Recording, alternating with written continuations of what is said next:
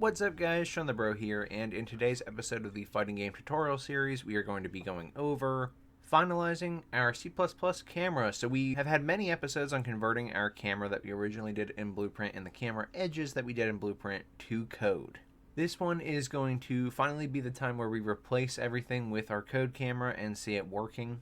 So we're going to do any final touches, make the replacements, fix any bugs that we see, test it all out. Technically, we still need to replace the super camera and convert it to code if we want our full camera system in code. But like the camera edges, I will make a separate episode for the super camera or the cinematic camera in C++. That's not actually required for this conversion, and technically those things can still work if you just use your super camera within your camera BP. Before we hop into this episode, if you want to get caught up into the entire series of the fighting game tutorial, you can click on this link in the top right corner right here, which is a playlist to the entire series, and you can see how we've done everything from our menus to our combos to our camera. Alternatively, if you'd rather just look at the C++ fighting game camera, I do recommend that you look at this first episode where we initially made the camera, as all this logic is really building off of that episode. So I'll link that right here in the top right corner. With that out of the way, we can go ahead and get started. Now this is a code and blueprint tutorial series, but we're going to be doing some more conversions from blueprint to code and removing things that are being done in blueprint by replacing them with the code counterpart. That means we're going to be utilizing both a lot in this episode. So what we're going to need for this episode is to go into our code and find our base camera and base camera edge classes.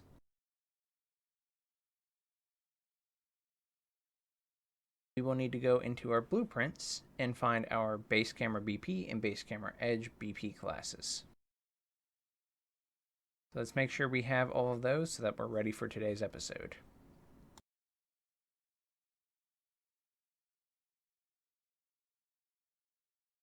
The next thing we want to do is actually replace our blueprint camera with the code camera. Class settings, and change the parent class from camera actor to base camera.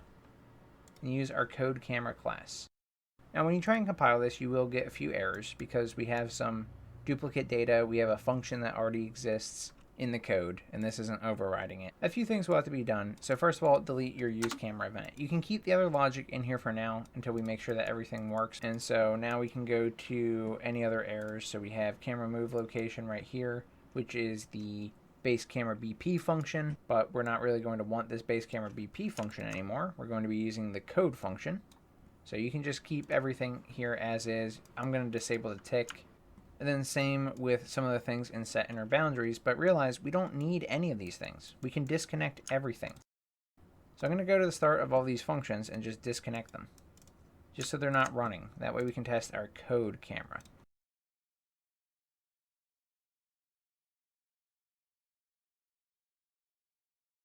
See how it renamed some of the variables to like max 0? It's because it's finding these variables in the code class as it should be. Tick's gone, and delete all of our variables except for the super camera variable. We can keep that one. So all the blueprint variables are gone except the super camera one. And we're going to delete all of our functions as well. So get rid of all the other functions.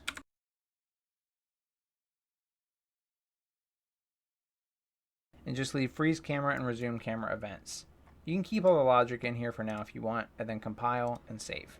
At this point, we also need to switch the parent class of our base camera edge BP edge. We go to class settings, we go to the parent class, and we switch this from actor to our base camera edge. And then also after doing this, we may want to adjust the size to match the size that was our original box collision component. So for me, that is 0.5 on the X, 10 on the Y, and 10 on the Z. Feel free to do this on the static mesh component as well if needed. And play your game. Go into a match. And so far, everything looks good. This is just the intro sequence. It's not our actual camera.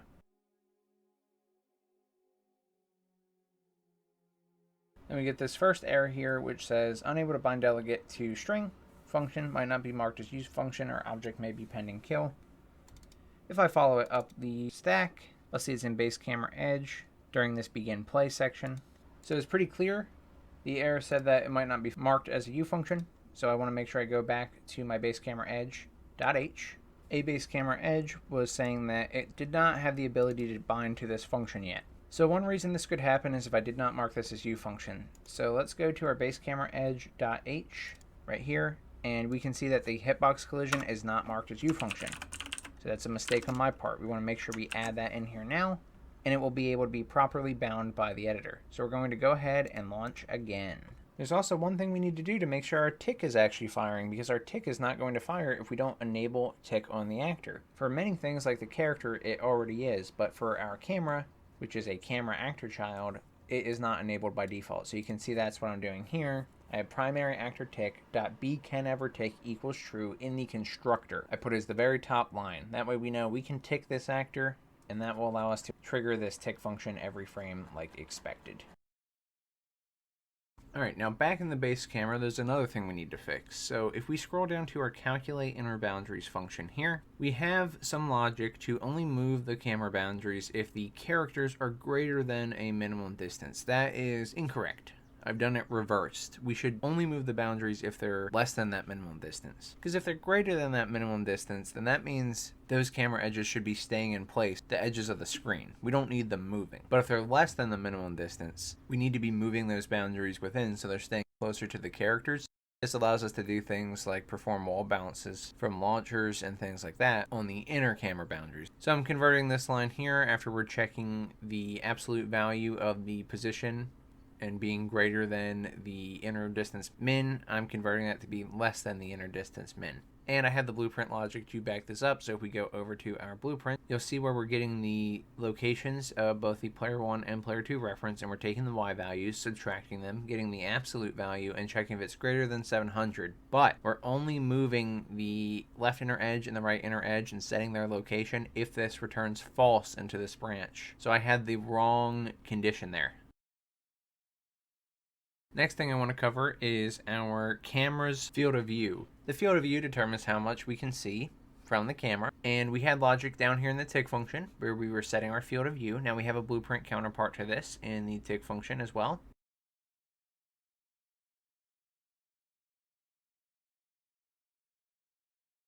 And you can go through all the logic here if you want, but just know that when we get to this branch in the middle here after checking if the camera should move, that's this check in the code. We are doing some things like setting actor location and calculating the inner boundaries, but if this is false that the camera shouldn't move, we take this top section here.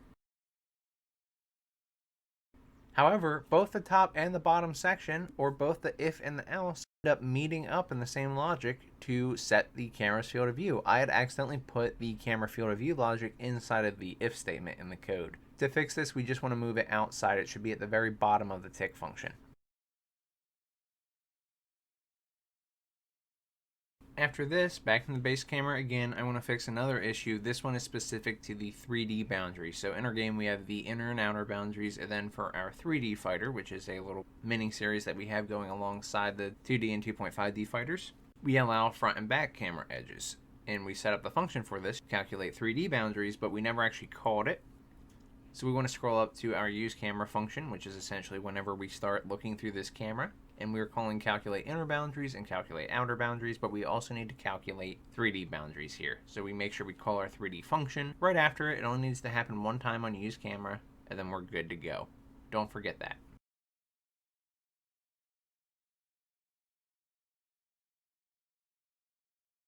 Now I want to go back into my base camera edge BP. So blueprints, functional BPs, camera, and here's my base camera edge BP. I want to take a second look at this scale. I had mentioned before that this scale should be 0.5, 10, and 10. So XYZ axes, 0.5, 10, and 10. The reason I had said that is because that's the scale we were using on our camera edges before we converted this to code. Our hierarchy is a little bit different now. We are spawning these actors at a location and rotation from within the camera class, but it doesn't actually have the same rotation that it did in the blueprint, at least not for me. It does depend on how you set it up. Make sure that your scale in the given axes is correct. So you see my case here, you can see the axes in the bottom left hand corner of the viewport. So you see X is going to the right, Y is going forward, and Z is going up. Make sure this matches what you would expect. For me and my levels, I want my distance like this. So I'm actually changing my scale. Instead of having 0.5, 10, and 10, I'm changing it to 10, 0.5, and 10.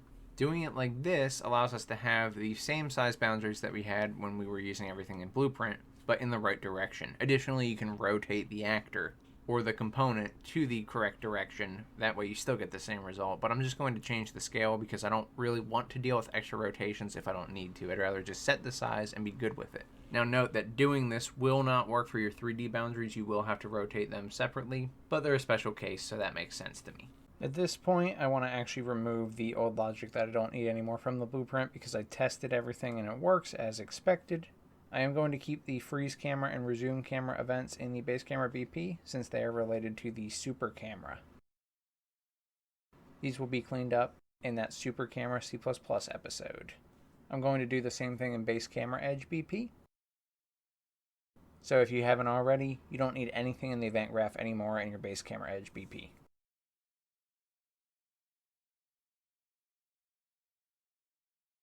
If this journey from blueprint camera to code camera helped you out, then please subscribe. It does more for myself and the channel than anything else you can do, and I really, really appreciate it.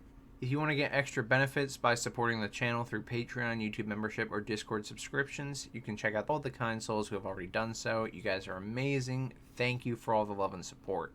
I am very grateful. If you ran into any problems while converting your camera from blueprint to code or with any of my tutorials, feel free to join the Discord community. There is a link in the description, and I would be happy to help you out. Thank you so much for watching. I'm Shawnthebro, and I'll see you in the next one. Goodbye, guys.